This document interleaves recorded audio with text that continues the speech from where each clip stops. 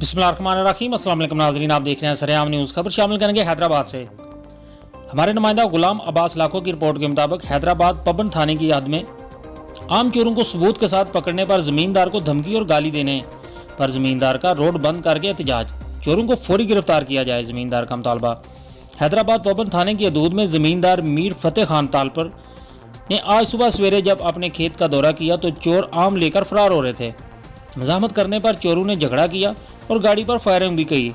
खेत में काम करने वाले मजदूरों को भी गाली गलौज किया और तशद्दुद का निशाना बनाया, जिसमें बादशाह 2 चोर पुलिस ने पकड़ लेकर हवालात में बंद कर दिए।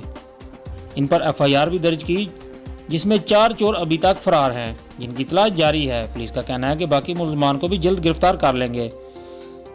एहतजाज में वाइस चेयरमैन जनाब मीर सनाउल्लाह खान तालपर, मीर फतेह खान तालपर, मीर समीउल्लाह खान तालपर, मीर गजनफर तालपुर समेत दीगर इलाका की अहम शख्सियात भी मौका पर मौजूद थीं।